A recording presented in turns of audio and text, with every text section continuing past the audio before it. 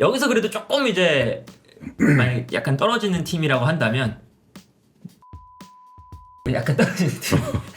어쩔 수 없이. 네. 사실 그래서 이 빅식스 뒤에 아스톤 빌라랑 뉴캐슬도 있잖아요. 네네. 그런 팀들이 밸런스가 괜찮다. 오히려 더 좋은 것 같아. 더 나아요. 주요 팀들의 빅식스 중원 이런 것도 좀 궁금해져요. 네. 토트넘을 포함해서 과연 어떻게 되는지 저희가 빅식스의 수비형 미드필더부터 한번 살펴보도록 하겠습니다. 자, 일단은 뭐 맨시티 로드리, 아스널, 데클란 라이스, 그리고 리버풀 이제 수비맨디가 온다면 리버풀의 이제 핵심이 될 거고, 네. 그리고 토트넘은 비수마, 그리고 첼시는 엔소, 그리고 맨유는 카세미로인데 네. 떨어지는 게 두 팀이 있네요. 저도 보이네요. 오른쪽에 뭘 하나요? 카세미로는 이제 뭐 당연히 이제 뭐 과거에는 월드 클래스. 그렇죠. 지금은 좀 나이가 좀 네. 많고. 프리시즌도 카세미로가 가장 부진하다는 평가를 듣고 있죠. 음. 그래서 그쵸. 맨유 팬들이 제발 치워라 지금 난리가 아니죠. 네.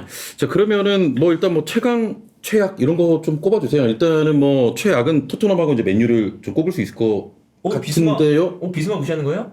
아니 물어보는 거예요. 같은데요. 물어보는 저는 그렇게 생각하지 않습니다만 같은데. 그러니까 카세미로가 현 시점으로만 놓고 보면 가장 떨어지고, 네. 그 다음이 비수마. 저는 엔소는 조금 그러니까 뭐랄까 잘만 쓰면은 이 선수는 잘할 수 있는 선수라고 그쵸, 보고 네네. 있기 때문에. 다만 이제 지난 시즌의 폼만 놓고 보면 비수마 엔소가 조금 비슷하다라고 할 수 있는 거고, 로드리 라이스가 가장 앞서고 수비맨디가 그 다음 클래스 정도 되는 거죠. 네. 수비맨디도 정말 잘하는 선수거든요. 제가 정말 좋아하는 선수긴 한데 어쨌건 프리미어리그에서의 검증이 안 된 부분도 있고 하다 보니까 아무래도 로드리 라이스를 조금 더 위로 놓긴 해야죠. 현 시점만 놓고 보면. 네. 뭐 전체적인 평가 어떻게 보십니까? 일단은 1, 2등 로드리 라이스. 네. 네. 그리고 이제 뭐 그 밑으로 가면 전 엔소. 엔소. 그다음 수비맨디. 그다음 비스마 카세미로. 네. 카세미로도 근데 사실은 저는 효과적으로 쓸 수 있을 것 같긴 한데 카세미로가 테나 감독의 전술이 좀 안 맞아요. 네. 그러니까 테나 감독 전술이 요즘에 이제 데이터 같은 것도 많이 나오니까 직선적인 공격의 빈도가 엄청 과거보다 1.5배 뛰었어요. 네. 그러니까 뻥 차고 달려가서 압박하는 거거든요. 근데 기동력이 또 때마침 카세미로가 떨어지는 시점이라 달려가서 압박하는 게 안 되는 거예요. 그래서 좀 문제가 있는 건데 어쨌든 그러다 보니까 전술에도 안 맞고 실력 떨어지는 이 맨유가 지금 수비형 미드필더들이 최악이다. 네. 어쨌건 뭐 수비맨디 그냥 조금 더 소개를 하자면은 어느 디애슬레틱인가 거기서는 그렇게 표현했다고요. Z세대의 부스케츠 그렇게 표현했더라고요. 네. 그 정도로 이제 뭐 잘하는 볼 선수고. 연결 되게 잘합니다. 네, 네. 자, 그러면 네. 비수마 생각 밀릴 것 같던데 아치그레이한테. 그래서 아치그레이로 바꿀 수도 있어. 왜냐면 프리시즌이 약간 처음 비수마 쓰다가 너무 별로니까 아치그레이로 계속 쓰고 있거든요. 네. 미드필더를. 그래서 만약에 이번에 11일 날 미넨 경기도 아치그레이가 나오잖아요.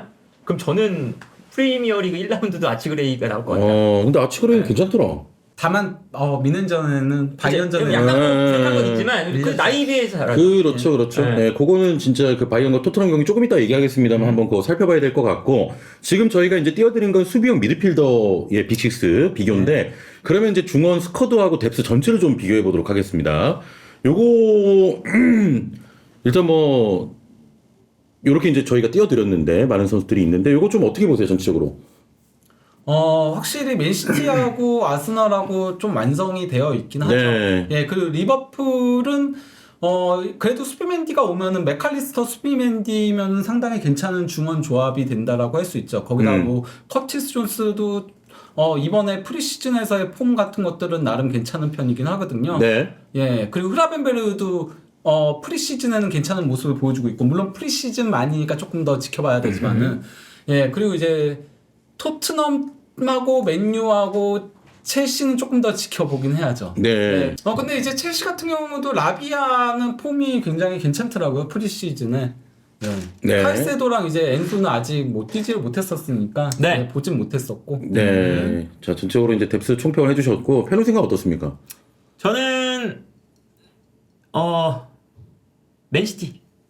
맨시티가 뭐 아직 가장 강하다. 네네. 근데 이제 만약에 그 아스날이 미드필더에 또 영입이 하나 남아있죠? 메리노. 네. 메리노가 온다면 조합상 저는 아스널도 충분히 괜찮다고 봅니다. 사실 근데 아스널이 더 원했던 선수는 수비맨디네요. 그쵸, 수비맨디. 네. 왜냐면은 그 라이스를 8번을 올려서 쓰고 싶어 했거든요. 라이스가 밑에서의 볼 전개는 살짝 아쉬운 부분이 있기 때문에 그래서 수비맨디를 영입하고 싶어 했는데 수비맨디가 안 돼서 메리노가 오면 메리노는 또 이제 8번형이거든요. 네. 그러면 이제 라이스를 내려서 써야 돼가지고 원하는 그 좀 올려 쓰는 거를 못 하게 되는 거죠. 약간 네. 그렇게 되는 거긴 하죠. 네. 아무튼 뭐 이제 진짜 확실히 맨시티 리버풀은 좋아 보입니다. 저기가 1등 경쟁도 할 네, 가능성이 또 우승 매우 경쟁을 할 높은 가능성이 팀들이죠. 있는, 네, 네. 매우 높은 팀들이고 그 다음에 이제 뭐 사실은 그 다음에 내 팀은 저는 뭐 엇비슷 좀 하다.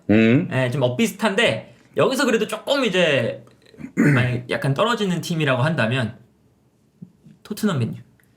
토트넘 맨유. 약간 떨어지는 팀.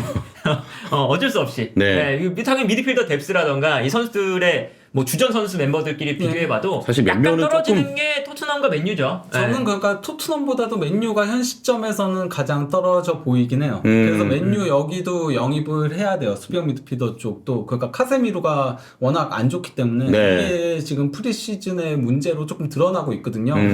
거기다 이제 에릭센도 원래는 처분을 하기로 했었는데 아직까지도 남아 있고.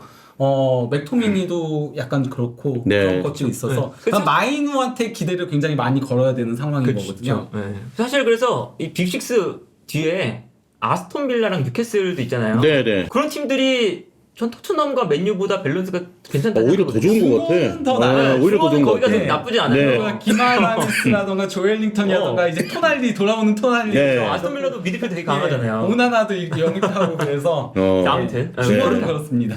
그래서 이게 지금 뭐 중원을 방금 말씀하신 팀들도 이제 중원이 좋기 때문에 이게 저희가 빅6로 표기했습니다만 또 다가올 시즌 어떻게 그렇죠. 될지 어떻게 될지 몰라요. 지난 몰랐습니다. 시즌도 이제 예상했던 것과는 좀 다르게 막힌 네. 것 같은데요. 네, 그래서 어떻게 될지 모른다. 네, 토트넘과 바이에른 뮌헨의 또 친선 경기가 펼쳐집니다. 쿠팡 플레이를 통해서 역시 또 중계가 네. 되는데 2연전이죠. 예, 2연전인데 요거 좀 궁금해하신 분이 좀 있어요. 왜 두 번 연속 하냐? 근데 요 매치 같은 경우는 케인 이적 사가에 나왔던 그쵸. 계약이 포함됐던 이벤트 매치잖아요. 해리 케인이 이적하면서 옵션에 예, 신성 경기를 가지고 신성 경기의 수익금을 토트넘이 다 가진다. 네, 이제 이 런던에서 하는 거잖아요. 그럼 보통 이제 토트넘이 호스트니까 초청팀에 초청비를 줘야죠. 네, 그런 거 없이 그냥 너다 가져? 해리케인 우리가 보내줬으니까 그냥 와서 경기하고 가. 네. 티켓 수익 이런 건 다 우리가 가질게. 뭐 이런 거죠. 네. 레비가 머리를 잘 쓴 거죠. 그렇습니다. 예.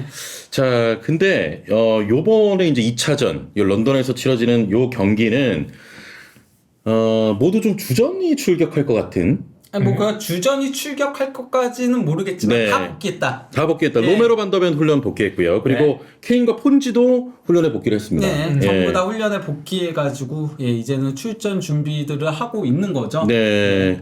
자, 그래서 1차전보다는 만약에 좀 이렇게 훈련 복귀도 했고 나온다면은 더 좀 재밌는 경기가 될 것 같아요. 그렇죠. 그리고 이제 이 경기는 더 중요한 팀은 토트넘이긴 하죠. 예. 왜냐면 토트넘은 바로 그 다음 주에 프리미어리그 1라운드 레스터 시티와의 경기가 있고. 벌써 개막이야. 네, 근데 요 바로 한국에서 했던 바이에른 뮌헨과 토트넘 경기가 약간 좀 토트넘이 많이 좀 어설펐어요. 경기 역 자체가. 네. 심지어 로메로 반더벤 우도기 제외하고는 다 그래도 선발 멤버가 나왔는데도 그러니까 요 경기는 그래도 어느 정도 그래도 팀이 좀 프리미어리그 시작할 준비가 됐구나. 네. 요 정도까지는 올라왔으면 좋겠다. 네. 아니 저기 이제 근데 레비 웃는 사진 있는 이유는 돈 번다.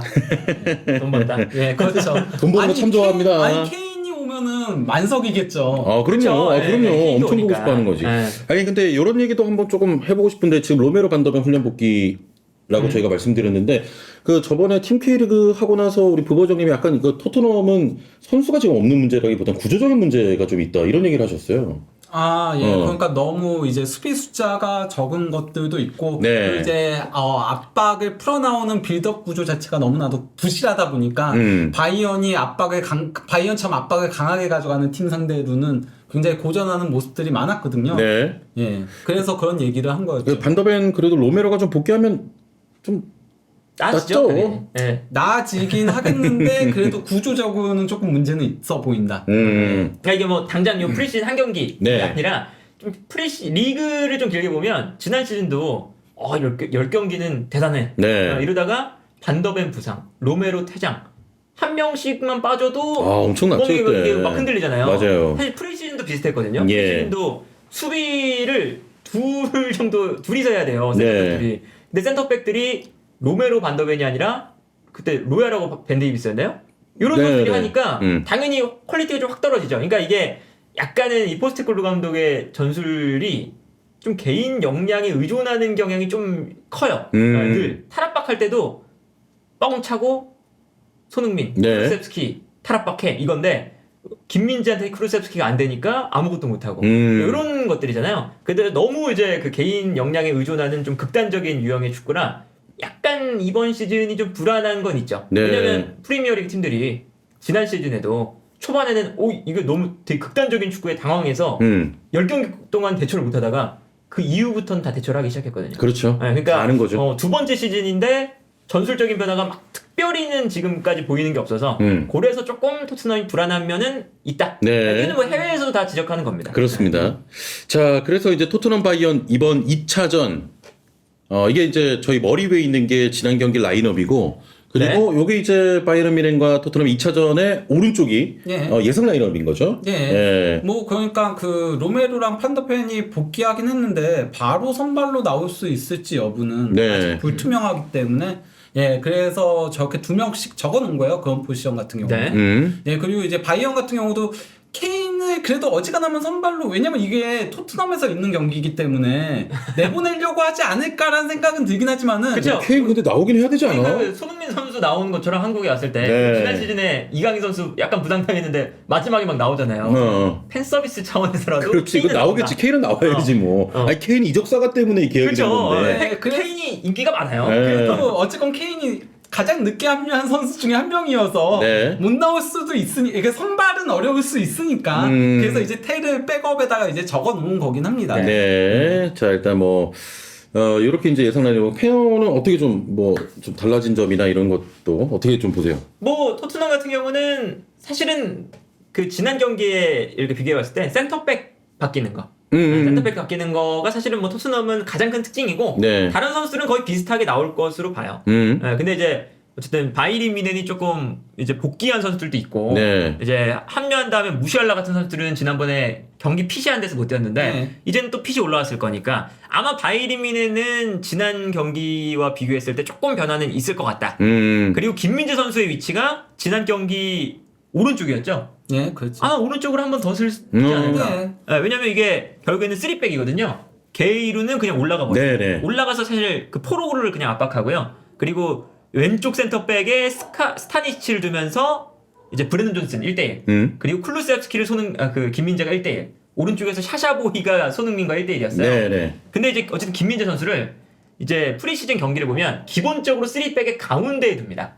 그러니까 뒷공간 커버하라는 얘기겠죠? 그래서 어쨌든 김민재 선수도 왼쪽이 아니라 오른쪽에 이번에도 또 나오면 네. 아 다음 시즌에 오른쪽 중앙 수비수로 많이 나오겠구나. 이렇게 좀 예상할 수 있는 경기다. 네. 일단 뭐 진짜 볼거리도 많고 케인의 이제 복귀이기 네. 때문에 참 좀 재미거리도 많은데 경기 좀 어떻게 예상하세요, 이거는? 이제 진짜 새 시즌을 준비하는 이제 거의 뭐 종착지로 가는 상황이기 때문에 뭐 이번에는 바이언이 조금 더 경기력을 준수하게 가져갈 가능성이 높지 않을까 싶은 생각은 들긴 해요. 저번에는 그러니까 전반하고 후반하고 조금 달랐잖아요. 네. 후반에는 근데 사실 전반에도 유스들이 좀 있었거든요. 그 비도비치 같은 선수도 나오고 했는데 경기력을 더 좋게 가져갔는데 네. 이번에는 조금 더 주전급들이 나올 거기 때문에 예, 반면에 토트넘은 사실 영입이 필요해 보이긴 하거든요. 저는 지금대로는 솔직히 조금은 힘들지 않을까라는 생각이 들어서 뭐 공격수도 당연히 영입을 좀 해야 되고요. 네, 그렇죠. 예. 경기 어떻게 전망하십니까? 토트넘이 음. 지난번에 한국에 왔을 때 네.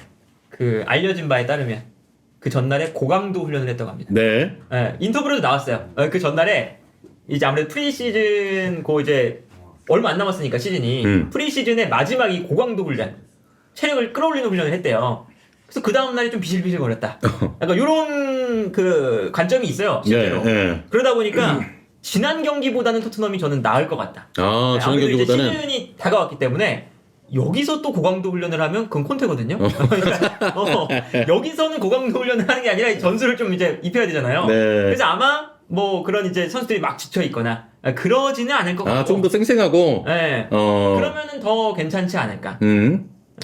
알겠습니다. 요거 다시 한번 시간 물어보시는 분이 계신데 이게 11일 1시 반이거든요. 그러면은 토요일에서 일요일 넘어가는 일요일 이제 새벽이죠. 그쵸, 네. 1시 30분에 또 경기가 펼쳐지겠습니다. 그래서 이 연속을 해요. 예. 저녁 11시에는 커뮤니티 실드. 그 다음에 딱 끝나면 1시 반에 그렇지. 재밌을 것 같아. 두 경기 다. 예.